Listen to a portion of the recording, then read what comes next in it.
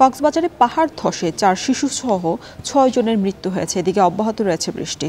সকাল 9টা পর্যন্ত 24 ঘন্টায় সর্বোচ্চ 401 মিলিমিটার বৃষ্টিপাত রেকর্ড করেছে আবহাওয়া অফিস। এ বিষয়ে আরও বিস্তারিত জানাতে কক্সবাজার থেকে যুক্ত হচ্ছেন সহকর্মী মন্তোষ বেদজ্ঞ। মন্তোষ, কিভাবে এমন ঘটনা ঘটেছে সেটা জানাবেন এবং পাহাড় ধস এড়াতে প্রশাসনের পক্ষ থেকে কোনো পদক্ষেপ চোখে পড়েছে কিনা তাও জানাবেন।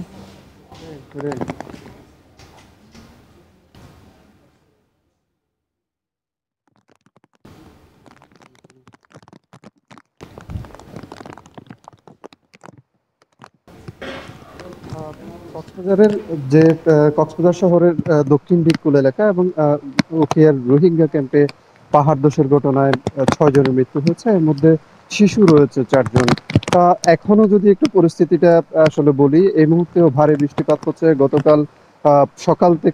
গতকাল বিকেল থেকে আজকে ভোর পর্যন্ত 378 মিলিমিটার বৃষ্টিপাত রেকর্ড করেছে আবহাওয়া অফিস এবং সকাল 6টা থেকে সকাল 9টা পর্যন্ত 23 মিলিমিটার বৃষ্টিপাত কিন্তু রেকর্ড করা হয়েছে এবং এখন পর্যন্ত যে ভারী বর্ষণ সেটি অব্যাহত রয়েছে। এবং এখানে একটি তথ্য জানিয়ে রাখি, কক্সবাজার জেলায় কিন্তু 5 লাখের বেশি মানুষ পাহাড়ি এলাকায় বসবাস করে। এর মধ্যে ঝুঁকিতে বসবাস করে 1 লাখের বেশি মানুষ। এবং যখনই আসলে ভারী বর্ষণ হয় তখনই পাহাড় ধসের ঘটনা ঘটে এবং বিভিন্ন জায়গায় আসলে গতকাল থেকে আজকে পর্যন্ত কক্সবাজার জেলার বিভিন্ন স্থানে পৃথক পাহাড় ধসের ঘটনা ঘটেছে। এইসব ঘটনায় শুধুমাত্র কক্সবাজার শহরের দক্ষিণ দিককুল এলাকায় আজকে ভোর রাতের যে পাহাড় ধস সেটির কারণে মা মেয়ে সহ 3 জনের মৃত্যু হয়েছে। এছাড়া রোহিঙ্গা ক্যাম্পে মৃত্যু হয়েছে 3 জনের।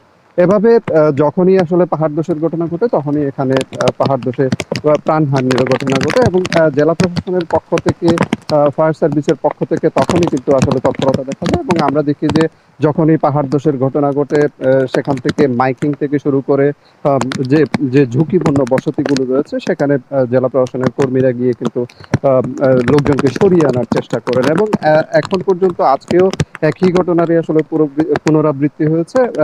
লোকজনকে সরিয়ে আনার যে প্রক্রিয়া সেটি জেলা প্রশাসনের পক্ষ থেকে শুরু করা হবে বলে আমাদেরকে জানানো হয়েছে। এবং এখন পর্যন্ত যে কক্সবাজারের যে ঝুঁকিপূর্ণ বসবাসরত রয়েছে তাদের ঝুঁকির যে তালিকা, ঝুঁকিপূর্ণ বসবাসরতদের যে তালিকা সেটি কিন্তু এখন পর্যন্ত সম্পন্ন করতে পারেনি জেলা প্রশাসন, যদিও বেশ কয়েক বছর আগে এই উদ্যোগটি নেওয়া হয়েছিল।